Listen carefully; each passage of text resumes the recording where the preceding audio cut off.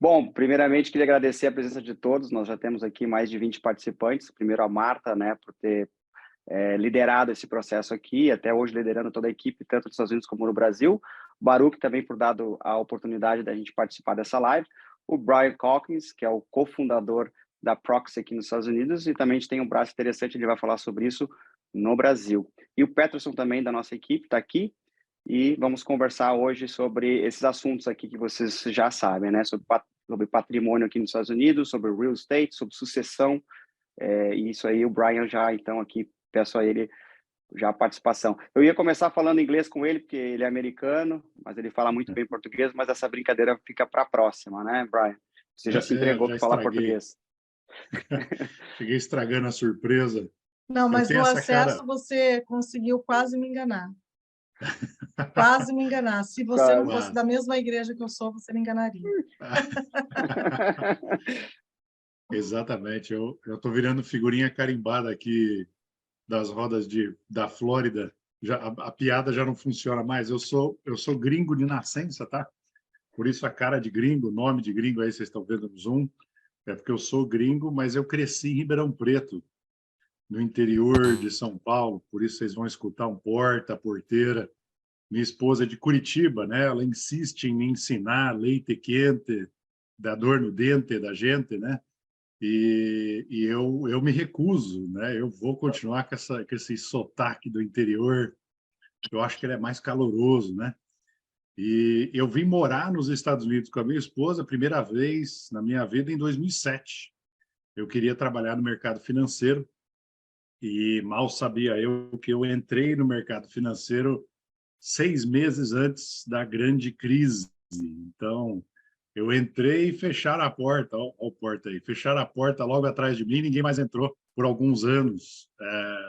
Eu comecei a trabalhar em Wall Street, trabalhei em diversas áreas, e áreas mais burocráticas como compliance, a normativa, segmento às regras, mercado financeiro é um dos mais regulados no mercado aqui nos Estados Unidos, logo atrás aí da indústria farmacêutica, né? A indústria farmacêutica mexe com o corpo da gente, a gente mexe com o bolso. Então, eu acho que ter essas duas indústrias. Mas vocês que são realtors e agentes imobiliários aqui nos Estados Unidos, ou lidam com compra de imóveis aqui, vocês estão bem acostumados aí com o compliance, com as normativas e segmenta as regras, o que eu acho muito bom, né? Deixa os mercados... O lema da SEC, tá? A SEC, eu vou falar muito aqui hoje, é a Securities Exchange Commission, é o órgão regulador dos mercados financeiros, tá? O lema deles é um mercado justo para todos, tá?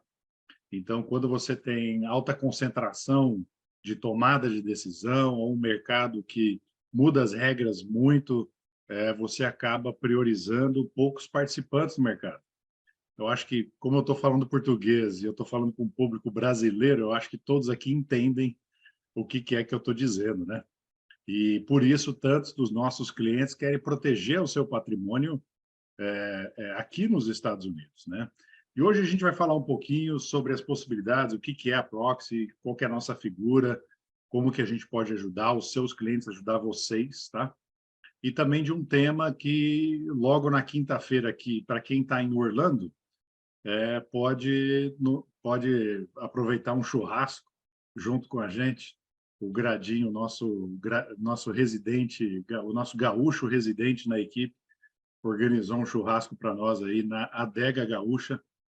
Tá? Eu acho que houve conflito de interesse na recomendação dele, Eu mas não é um vou bom poder lugar. negar nisso. Mas eu ouvi muito bem, eu nunca fui aí, eu não fui ainda, mas eu ouvi falar bem do lugar. Então, para aqueles que estão em Orlando, fica o convite aí nessa quinta, depois a gente passa os detalhes. O que é a Proxy? Tá? E eu vou falar, eu acho que se a gente precisar de um apoio audiovisual, eu tenho uma apresentação aqui que eu posso ligar e vocês acompanharam os slides também, tá? Mas o que é a Proxy? A Proxy aqui nos Estados Unidos, depois de 10 anos de carreira no mercado financeiro e vendo o beabá, tá? A coisa básica aqui nos Estados Unidos, para a classe média, eu tinha muito desejo de levar esse planejamento, tá? Essa assessoria muito próximo às famílias que tem aqui nos Estados Unidos, eu queria levar isso de volta para o Brasil, tá?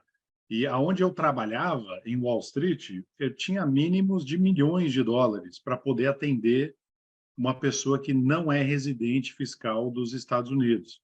Uma pessoa sem Social Security, sem endereço, sem banco, sem passaporte, sem nada. É proibitivo em termos de mínimos de capital para começar, né?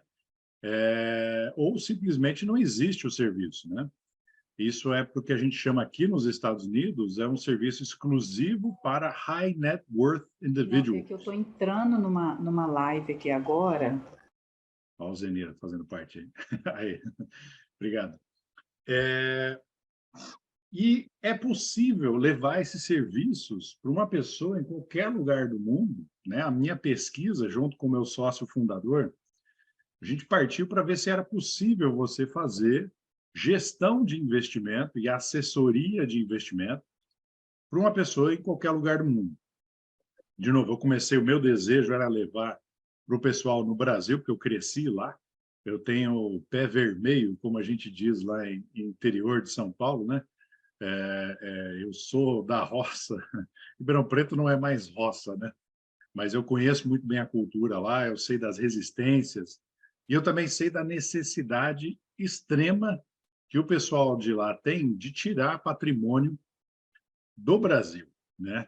Nós temos aí o brasileiro que investe na Bolsa, tá? Então, assim, a gente tem várias estatísticas que a gente vai falar aqui, nós podemos mandar o material depois para aqueles que tiverem dúvida para ver as fontes e tudo mais, mas do brasileiro que investe na Bolsa, que é a grande, acho que 5%, 6% do país investe em mercado financeiro no Brasil, 2% destes 5% investem fora.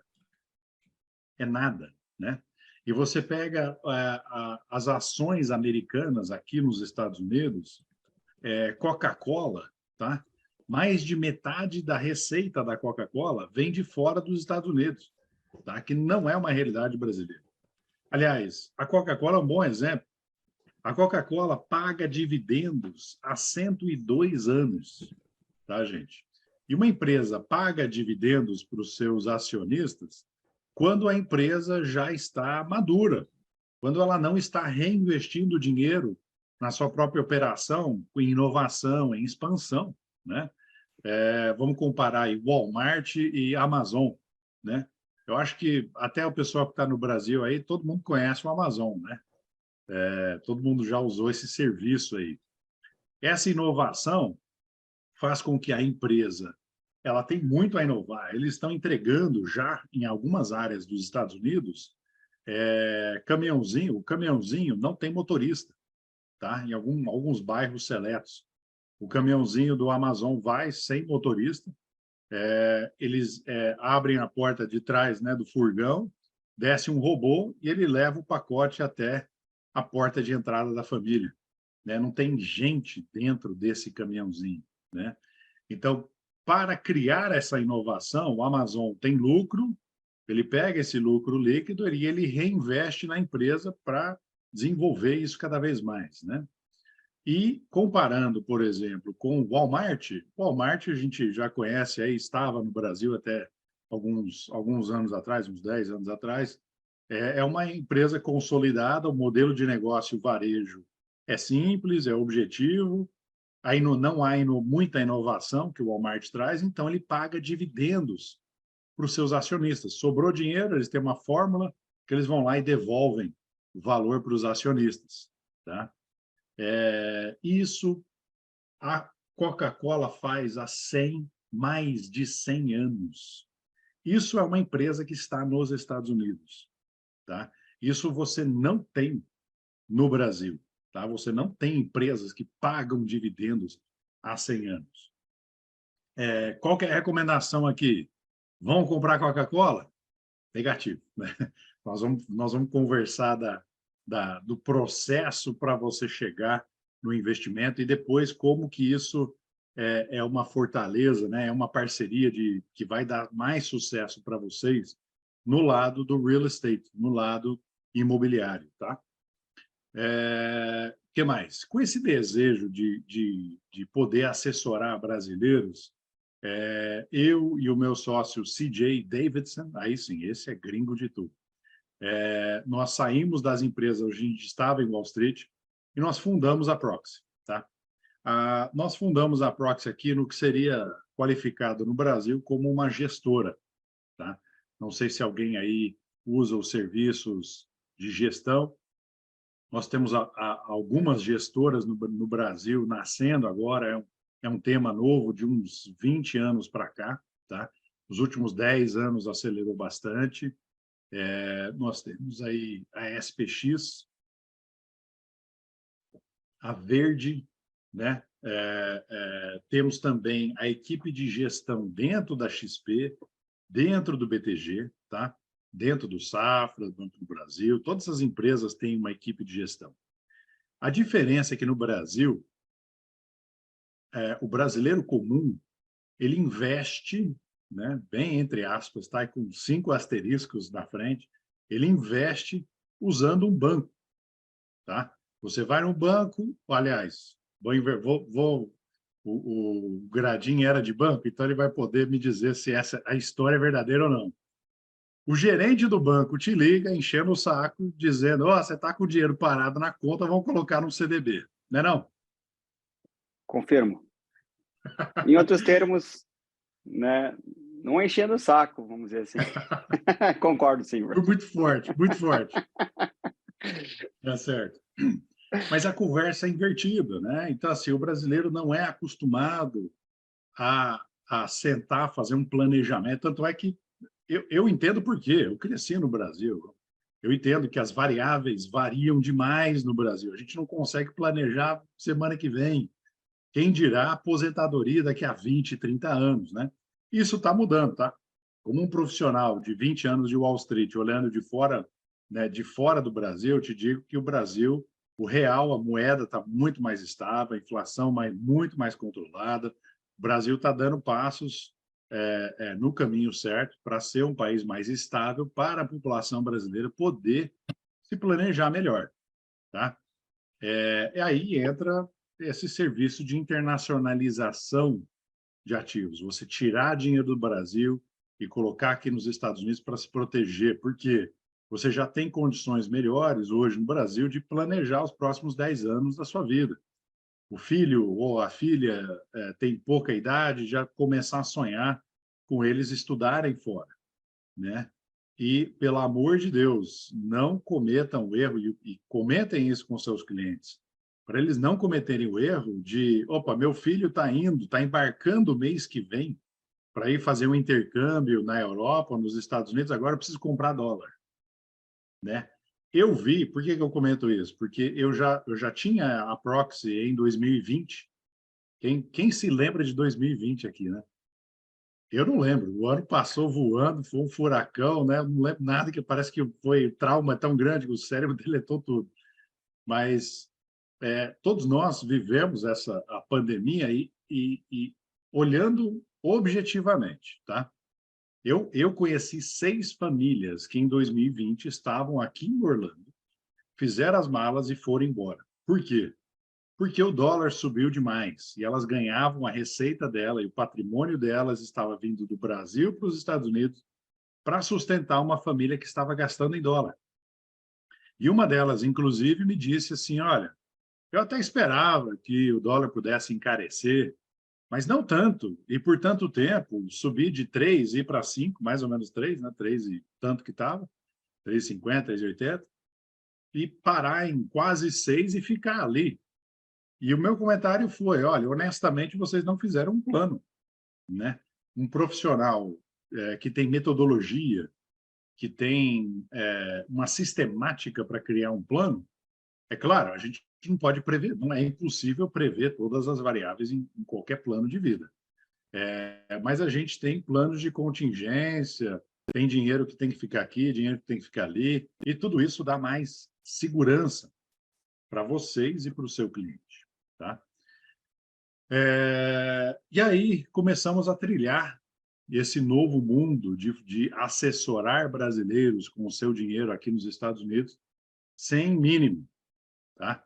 eu sei que é uma das perguntas que agora está passando pela sua cabeça. Olha, esse papo de gestão patrimonial, mas eu me enquadro nisso daí, eu não tenho patrimônio aos meus olhos e eu não estou nesse nível. Aqui na Proxy, nós fundamos a empresa com a missão e visão de assessorar a classe média ao redor do mundo. E a gente começou com o Brasil. Hoje a gente conta com, além do Peterson, além do Ricardo, nós temos total de 15 pessoas na equipe Brasil, tá? E nós fazemos um serviço estilo boutique, tá? Então, a gente não é um grande banco. A Proxy, aliás, acho que é um ponto fundamental, não trabalha para e nem com nenhum banco, nenhuma instituição financeira, tá? Aqui nós prestamos serviço. Então, a gente assessora o seu cliente, tá? A tomar as decisões de investimento, a criar esse plano, nem que seja um mini plano. No início, já tivemos inúmeras vezes que nós dissemos para um cliente brasileiro no Brasil, não mande dinheiro para os Estados Unidos. Não convém ao seu plano financeiro abrir uma conta, tirar dinheiro do Brasil, porque você pode precisar desse dinheiro daqui a 6 meses. Esse não é o dinheiro que deve vir para cá. Tá? Então, existe uma metodologia, existe uma sistemática de A, B, C, antes de começar a investir fora. Acredito que na profissão de vocês já tenham encontrado isso, né? Uma pessoa que compra uma casa, compra um apartamento, compra um imóvel nos Estados Unidos e liga, como é que eu faço para tirar um dinheiro do meu imóvel aí, né? Como é que eu faço para tornar este ativo, esse bem imobiliário, em liquidez, né? E aí que entra a nossa assessoria, tá? Criando um plano, tá? Junto com essa família, talvez sim, eles vão comprar um imóvel e o dinheiro dos aluguéis, sendo bem prático, o dinheiro dos aluguéis vai parar numa conta que ela pode ficar parada, ou a gente pode investir esse dinheiro sabendo dos objetivos da família, tá? Tudo parte da onde você está hoje e aonde você quer chegar amanhã, do A para o Z, e a gente trabalha sempre de trás para frente. Aonde você quer estar no futuro, onde você está hoje, como é que a gente une essas pontas. Tá? Que mais? Eu vou entrar no tema aqui, que eu acho que a gente vai comentar na quinta-feira, no churrasco do Gradim, e aí eu vou abrir para perguntas, tá? Então, aqueles que tiverem perguntas podem comentar aí no chat do Zoom. Vamos fazer uma sessão interativa aqui. É a primeira de muitas. Espero que a Marta e o Baruch nos convidem de volta, tá? Porque eu acho que tem muita informação. Existe muita confusão também no mercado, então a gente tem que desconstruir algumas coisas para construir da maneira certa, e as portas estão abertas com toda a equipe Proxy para atendê-los, tá? Ok? Então, vamos lá. Eu tenho poderes para compartilhar. Opa, eu tenho. Beleza. Então, vamos lá. Vou compartilhar minha tela aqui.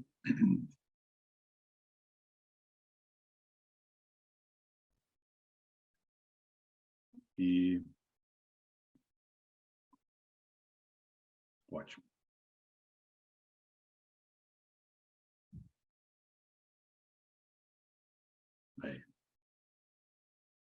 Aí, perfeito. Como é que funciona um não residente dos Estados Unidos investir aqui nos Estados Unidos? Tá? Se ele ou ela investirem diretamente no mercado financeiro, tá? Não em imóveis, mas no mercado financeiro, os ganhos de capital desses investimentos, nada fica para o tio Sam, tá? Lembrando que, no rodapé aqui da apresentação, nós temos que a Proxy, nós não somos contadores e a gente não dá conselho tributário, tá, gente? Mas a gente entende como funciona e somos obrigados, por ordem regulatória da SEC, lembra que eu comentei, o órgão regulador, nós somos obrigados a saber como funciona para orientar. Não adianta nada a gente orientar um cliente, olha, vamos investir nisso aqui, você vai ganhar 100, o cliente está na cabeça que ele vai ganhar 100 e fica metade para o tio Sam, 50%. o planejamento desse cliente está completamente em desarranjo. Ou seja, nós temos que entender de tributação até a página 2, né? Orientar na página 1 e depois passar para um profissional contábil. Tá? Mas, vamos lá, os ganhos de capital, se você comprar uma ação a $100 e ela sobe para 150 e vende, o brasileiro não residente dos Estados Unidos não paga nada nesse ganho de capital. Ela tem que reportar isso de volta no Brasil, tá? Se você é residente fiscal do Brasil, você é obrigado, por leis brasileiras, a reportar todo o seu patrimônio, o seu fluxo patrimonial no Brasil. Mas isso não muda para uma pessoa que investe fora, tá? Juros e dividendos pagos de uma empresa americana para um não residente, nós temos uma retenção de 30% na fonte. Então, uma carteira de investimentos que gere 10% ou o de juros, de rendas fixas, que gera 10% não, $10 mil no ano, o cliente vai ver entrar na conta $7 mil. $3 mil, que é 30%, vai ser retido na fonte. Isso é imposto? Não é imposto. Isso é retenção obrigatória. Essa pessoa, mesmo não tendo um CPF americano, não tendo um ITIN number, que também muitos de vocês, como trabalham com imóveis aqui, conhecem, sem ter nada disso, ela pode declarar os seus impostos nos Estados Unidos dessa conta, tá? E pode reaver uma parte desse dinheiro. Daí entra a parte prática, tá? Do dia a dia, que a gente também entende toda a teoria, entendemos toda a regulamentação e as leis, mas também existe uma parte prática. Se esse cliente tem $1.000 de juros que recebe, $300 foram retidos, não compensa você contratar um profissional contábil para declarar seus impostos e custar mais do que 300. Então, tem que ter uma fatia de lucro que seja interessante para o cliente aí, tá? Assim, 30% é retido, mas não é imposto. A tabela de imposto para não residentes de juros, dividendos, começa em 10%.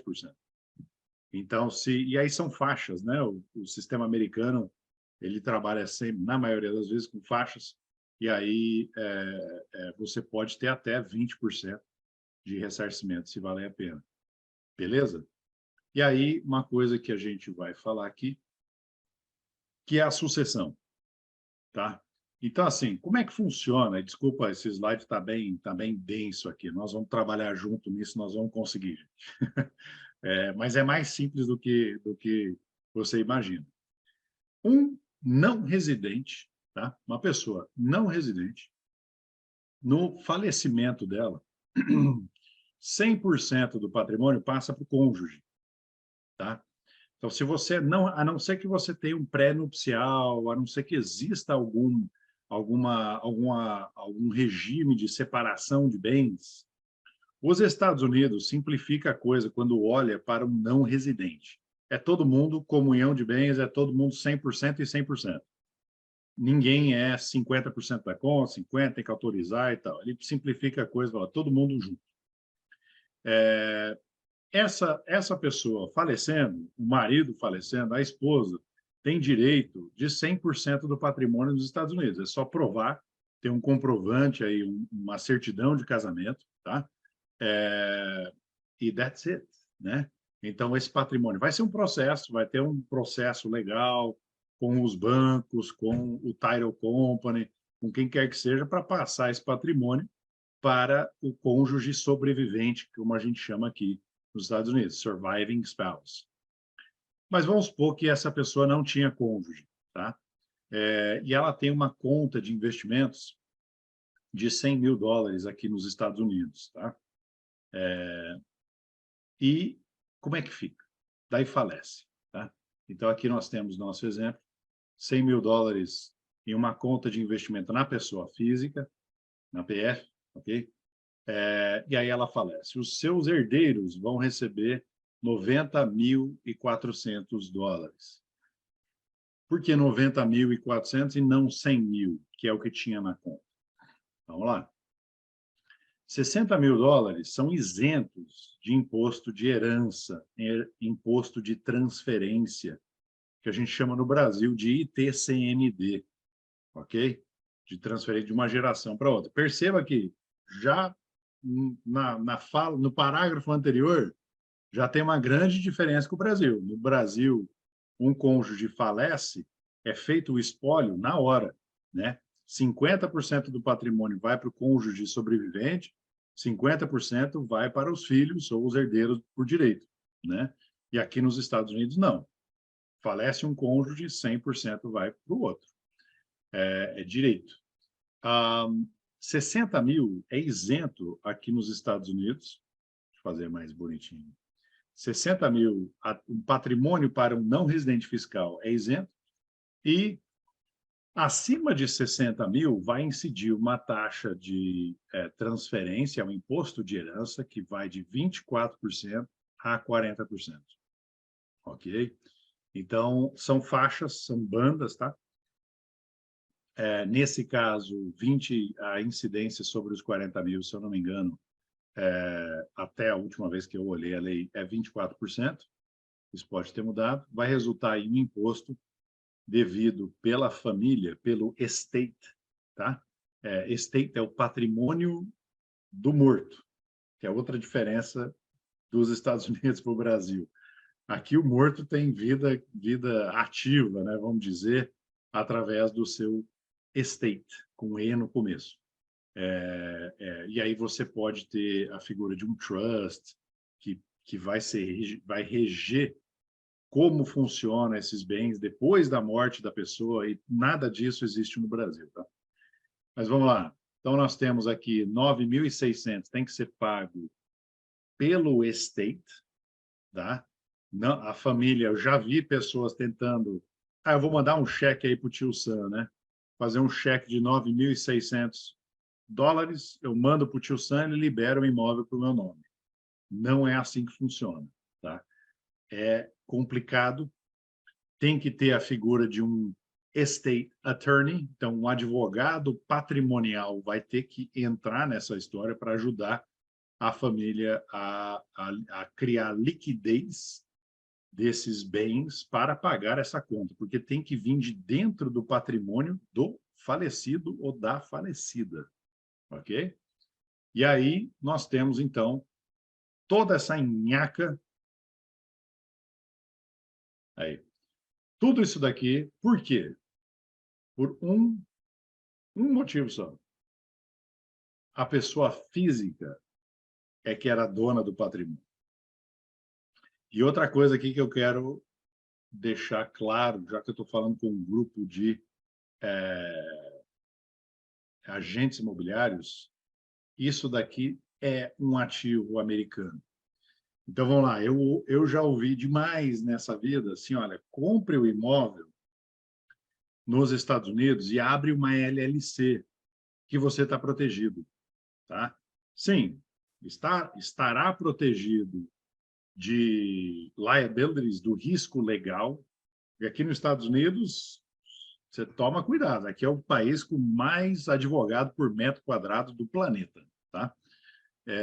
A pessoa aluga a sua casa, seu vacation home, aqui em Orlando, tá? Alguém está lá na piscina, escorrega do lado da piscina, bate a cabeça, pode ter certeza que aquela família vai processar o dono da casa.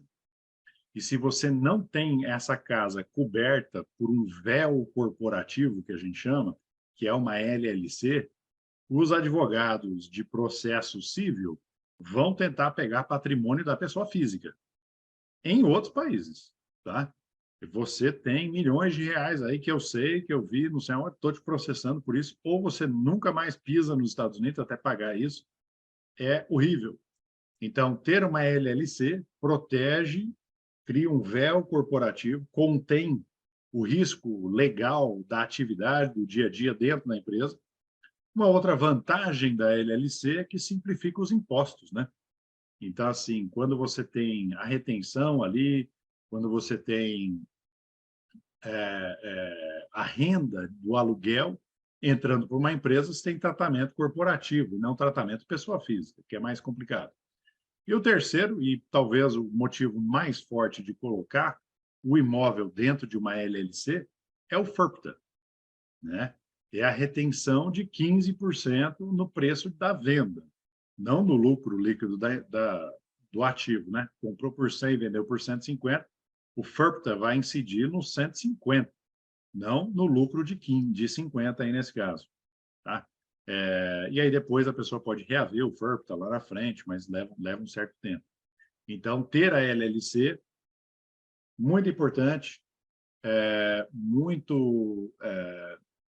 uma recomendação. Como é que eu desligo esse trem aqui? Aí. É uma recomendação muito valiosa, mas não para efeitos de sucessão. Eu falei muita coisa desde as minhas raízes no interior de São Paulo, pescando na beira do Rio Grande ali, até um tema super denso aqui. De novo, vocês têm dúvidas, escreve no chat. Ou, Marta, é assim que vocês fazem? Dinâmico, assim, ó, abre o microfone, manda a pergunta. Como é que vocês costumam fazer aqui nas suas lives?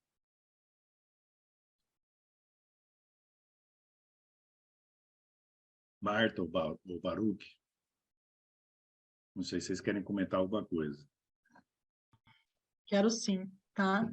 Sobre a LLC que você falou, né? Nós temos Ok. sempre passado que o nosso contador aqui tem falado que quando tem duas pessoas ou mais numa LLC, aí ela fica livre desse imposto, correto?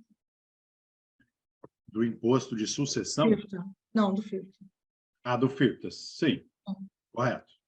Aí sim, ok. Era Do isso. FIRPTA. Então, Porém, eu tenho um caso até, Brian, de uma cliente que não é minha, está vindo para a gente agora, quer vender a casa dela, e ela está sozinha na LLC. Aí é um problema. Exato.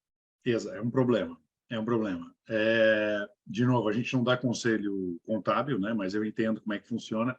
Quando você tem uma pessoa que é proprietária de uma empresa, um CPF, um CNPJ, né? Ou um Social Security, um EIN, essa empresa, aos olhos do IRS, aos olhos do fisco americano, é uma empresa desconsiderada, é um disregarded entity. Então, o IRS olha para isso e fala, você criou uma empresa, mas é papel, essa empresa não existe, não faz nada, ela é você. Então, o imposto vai passar direto pela empresa e acertar a pessoa física. Se a pessoa física é não residente dos Estados Unidos, dá-lhe FIRPTA. Ok? Então, Mas a LLC não protege contra imposto de transferência, né? O ITCMD, ok? E aí, vamos lá. A Proxy trabalha assim, né? Você traz o seu problema ou o seu objetivo, os seus medos, os seus anseios, tá? E a gente dá a solução. Então, seria metade da história eu só te contar o problema, né? Existe solução, não é uma solução proprietária nossa, então a gente não, eu posso revelar a solução, porque nós não somos os únicos que sabem fazer isso, tá? Mas nós somos um dos poucos que a gente conheça gestores de patrimônio que sabem lidar com o internacional e que trabalham com o brasileiro na sua língua, né? De maneira simplificada. Eu estou vendo perguntas aqui. Deixa eu atender as perguntas enquanto... Quero aproveitar, Brian, aproveitar que você está lendo as perguntas, reforçar também que eu coloquei no chat ali, o registro deste evento que nós teremos no dia 16, na quinta-feira agora dessa semana, aqui em Orlando. Quem tiver, registre-se para garantir a vaga, porque presencialmente ele tem realmente uma capacitação, né, um limite de pessoas que podem atender. Mas online, você pode se inscrever, você vai receber um link depois, e o material que vai ser gravado ou, inclusive, disponibilizado durante o evento, tá bom? Vai ser uma honra receber vocês que estão aqui e aproveitar já o gancho que eu dei aqui, né? Falar sobre essa questão aí que o Brian está comentando. O evento vai ser a continuidade do que o Brian está falando, mas vai ter a presença ainda de 2 mais profissionais, um CPA licenciado, esse também é americano, mas que fala um português não tão bem como o Brian, mas vai ter ajuda, né? Um tradutor, uma tradutora e um profissional também de seguro. Esse conjunto de profissionais e conjunto também, quando eu falo assim, que na multidão de conselheiros há vitória, a gente sabe desse princípio muito bem, esse é o propósito da Proxy, né? É reunir. Aqui nos Estados Unidos é muito diferente do Brasil, e nesse termo que o Brian brincou um pouco comigo no início. No Brasil está muito institucionalizado, né? Aqui é ligado à pessoa, ao profissional. Então, o Brian está com o CPF dele americano, social, ligado direto na autoridade máxima que regulamenta esse serviço aqui de advisor, né, nos Estados Unidos. Então, essa é o tamanho da responsabilidade. É isso aí, obrigado. Exatamente, obrigado, Gradim. A pergunta da Alzenira foi se a LLC, se ela é uma espécie de seguro. Não, é simplesmente uma PJ. A LLC é uma limitada, tá? É parecido com a empresa limitada do Brasil aqui nos Estados Unidos. É um Limited Liability Company. Você só pode perder você só pode perder o máximo de patrimônio que está dentro daquela LLC. Então, ele limita o seu risco legal de passar esse véu corporativo e contaminar os seus bens. Esse é a origem aí da LLC, tá? O pagamento da LLC com o órgão regulador de PJs na Flórida é feito anualmente, tá? Mas aí entra a questão com cada contador, né? Tem contador que cobra mensal para não levar um susto lá na frente. Aí entra um profissional que aí foge do nosso âmbito, tá? Mas a LLC é simplesmente uma PJ. Vamos voltar à tela aqui. Enquanto o Gradinho falava, eu escrevi tudo isso aqui. Tô brincando. Tá certo. Não é tão rápido assim. Ó, como é que a gente fortalece esse patrimônio, tá? Então, vamos lá. Nós temos 3 possibilidades bem simples, rápido e de modo sucinto e prático para o seu cliente. A implementação disso é que varia de cliente para cliente. Isso é possível? Se o iPhone 3 puder colocar no Mostra a senhorita Williams, onde ela vai trabalhando. Você está pegando, talvez está pegando uma dúvida ao vivo com a vizinha. Pergunta para o rapaz lá como é que funciona. Pergunta para o gringo. Então, assim, de modo sucinto, essas estratégias, você pode dar uma googlada nelas e você vai achar isso aqui no Google. Mas, de novo, o que a gente faz é customizado para cada pessoa, para cada família. Não adianta você botar no Google como eu vou aposentar daqui a 20 anos. O Google ainda não chegou nesse ponto de substituir a nossa profissão. Nem o ChatGPT, já fizeram vários testes aí do ChatGPT, não sei se vocês acompanham essa tecnologia nova aí, não substitui a nossa experiência em combinar fatores, inclusive o fator de caminhar daquilo que o cliente aguenta. Às vezes, olha, a solução é você tirar todo o dinheiro do Brasil, trazer para cá, porque você vive aqui nos Estados Unidos. Oh, meu coração, tem uma parcelinha de terra lá no interior que eu não quero vender. Ela não ajuda o seu patrimônio nos Estados Unidos. Mas vamos fazer o seguinte, não vende agora. Vende o carro, vende o apartamento no Guarujá, vai trazendo aos poucos, e aí a gente tem uma caminhada também com o cliente. Então, não é só solução, vai fazer. Altamente não recomendado, tá, gente? Mas vamos lá. As soluções. Para proteger o patrimônio, nós podemos, nesse cálculo aqui, dá para voltar um slide aqui? Vamos ver. Aqui. É esse valor aqui que a gente vai proteger, tá? É os 9.600. Então, se o cliente tem $1 milhão na conta aqui nos Estados Unidos, são $90 mil que a gente vai proteger. Na verdade, beira quase $400 mil quando é $1 milhão, tá? Porque a alíquota, ela vai subindo aqui, tá? Então, assim, é isso aqui que a gente tem que evitar no imposto de sucessão, no imposto de transmissão, tá? Então, vamos lá. Então, quando a gente faz um seguro de vida com o cliente, a gente vai pegar aquela fatia que está exposta ao risco, tá? Eu tive um cliente, eu falei com ele do interior também, vem mais do interior do Paraná. Eu falei com ele semana passada. Ele falou assim, não, eu não tenho nada disso. eu tenho uma conta no Banco do Brasil Américas, né? Porque, como um bom brasileiro, ele procurou um serviço brasileiro aqui nos Estados Unidos, e eu estou protegendo meu dinheiro no banco. Eu tenho 500 mil dólares lá.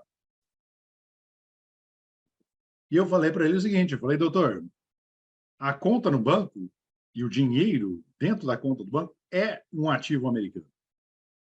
Calculei rapidamente ali quanto seria a alíquota dele, e aí, para simplificar, ele pode fazer um seguro de vida que pague, no momento do ato sucessório, na falência, um benefício de morte, a gente deveria chamar de benefício de vida, né? Mas, porque é para aqueles que estão em vida. Mas o benefício de morte vai para a família, que vai prover liquidez, tá? Que vai cobrir essa falta de patrimônio que tem que ser pago o imposto de transferência. Lembre-se, você não pode fazer um cheque e entregar para o tio Sam e dizer, ó, libera o patrimônio do falecido, da falecida aí. Não é assim que funciona. Mas o seguro de vida vai entrar com dinheiro ali que, no imóvel, por exemplo, eu já vi imóveis tendo que ser vendidos assim para pagar a conta do imposto de sucessão. Agora, você imagina, no mercado, né? E as pessoas escutam as coisas, né? Então, assim, olha, faleceu o seu José, eles têm que vender a casa para pagar o imposto de transferência. Você acha que esse imóvel valorizou nesse tempo dessa notícia correndo? Ou foi um fire sale, né? Foi uma venda forçada para conseguir o dinheiro mais rápido possível para pagar a conta, né? Então, assim, o seguro entra e ele dá uma maciada. É difícil você fazer um seguro para uma pessoa residente, não residente dos Estados Unidos, residente no Brasil, tá? Por que eu digo isso? Em dólar, desculpa. Por quê? Um brasileiro residente no Brasil fazer um seguro em dólar, a SUSEP, que é o órgão supremo regulador dos mercados de seguros do Brasil, quer proteger o mercado brasileiro. Então, primeiro que uma MetLife, uma National Life ou uma Prudential dos Estados Unidos não vai simplesmente fazer um seguro na vida de um brasileiro no Brasil. Por quê? Porque a MetLife do Brasil está lá, a Prudential do Brasil está lá, né? Então, assim, já de maneira logística já é difícil. Mas há como fazer usando, por exemplo, a National Life tem uma filial que fica em Caimã, que não está nem aí com o Brasil, né? Então, é uma possibilidade. É mais caro do que um seguro americano. Vocês que estão aqui nos Estados Unidos ou já entraram aí no Google, quanto custa um seguro de vida de 500 mil dólares para uma pessoa de 40 anos? Aqui é 30, 40 dólares por mês. É muito barato. Não é esse seguro que a pessoa vai ter. Beleza. A outra solução, e aí eu já volto para do meio, vocês sabem por quê. Aí aqui embaixo é um trust, tá? Trust é uma figura jurídica complicada de ser usada para residentes brasileiros, tá? Então, assim, um trust, ele por si só, ele não é reconhecido no Brasil, tá? Juridicamente, o trust é desconsiderado no Brasil, até onde dizem meus amigos e colegas da área legal no Brasil. Por quê? O trust é um contrato. Olha que bacana. O seu patrimônio, depois que você morrer, pode ser regido por um contrato. Esse contrato não é PF, não é uma pessoa jurídica, não tem um filho chamado trust, e também não é uma PJ, tá? Não é uma empresa com atividade, com funcionários, com vida própria. Ele é um contrato de regimento do patrimônio, que pode abrir conta no banco, que pode ser dono da conta de investimento dos imóveis. É bem esquisito aqui nos Estados Unidos.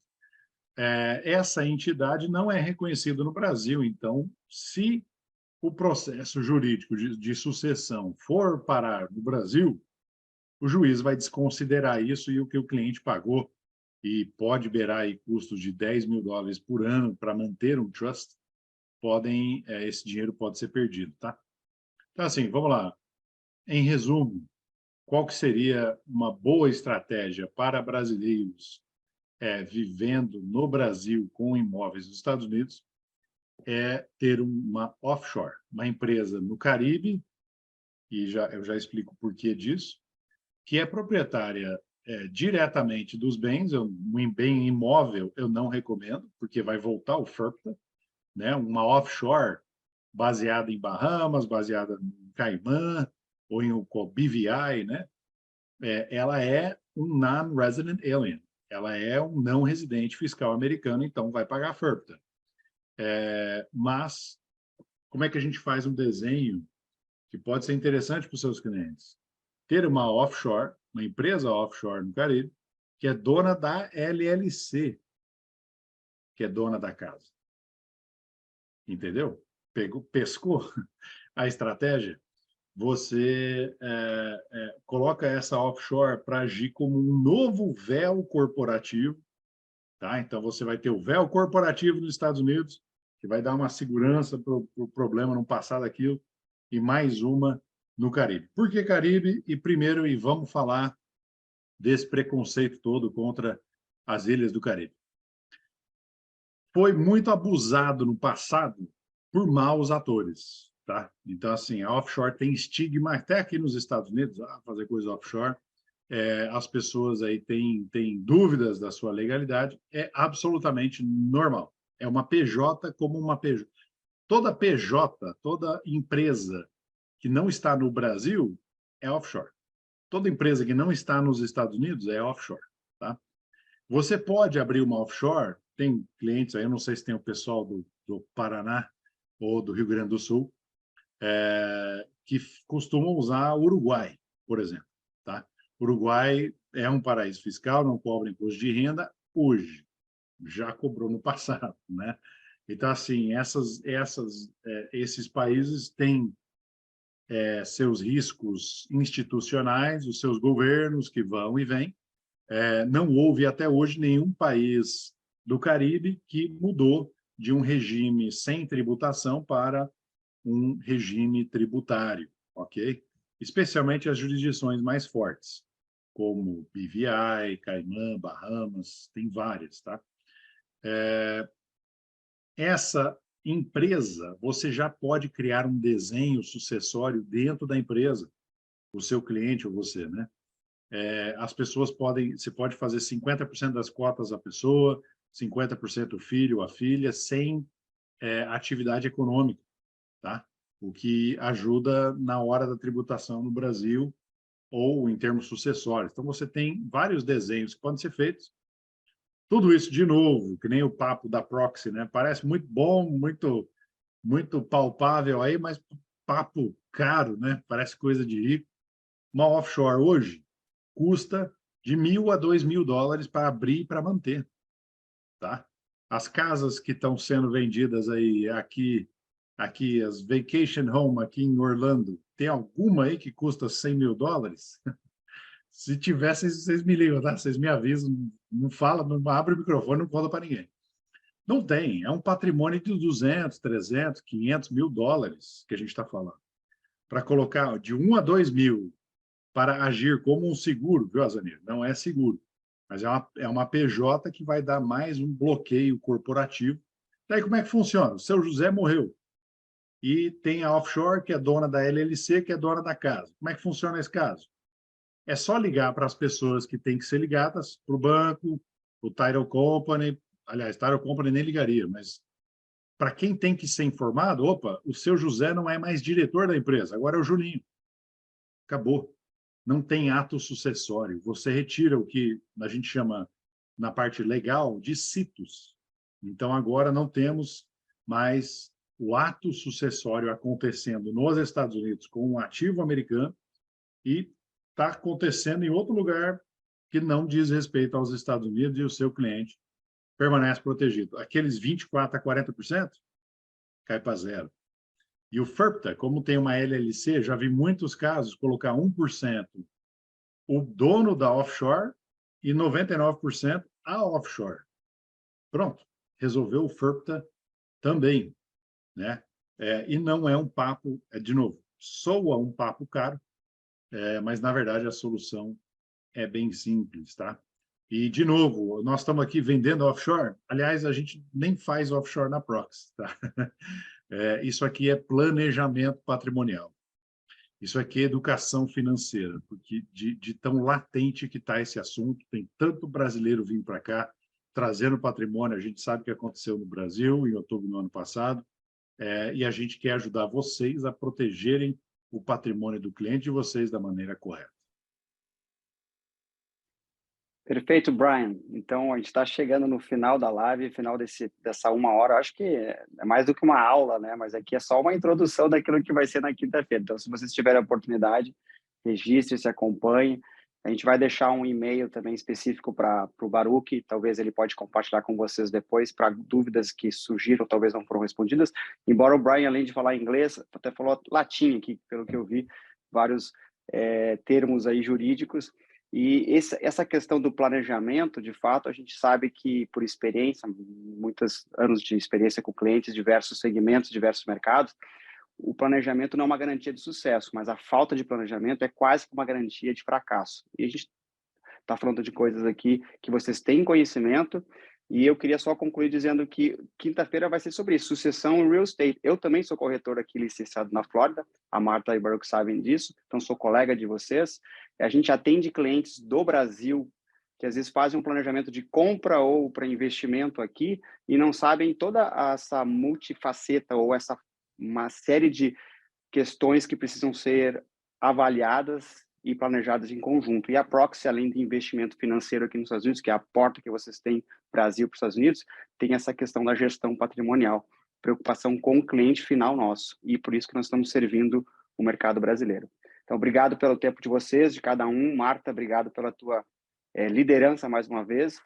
E são as minhas palavras, meu agradecimento aqui para o Brian pelo tempo dele, né? Precioso, que eu sei que é. A gente ficaria 3 horas te ouvindo, mas tá bom por hoje.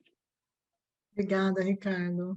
Brian, muito obrigada, viu, pela sua presença. Eu sei o quanto você é ocupado e você me despender de 1 hora aqui conosco é muito, muito gratificante. Muito obrigada, viu? Um prazer e uma honra. É apenas o começo. E agradecendo. Pessoal, tiver dúvida, como é que vocês costumam trabalhar, Marta?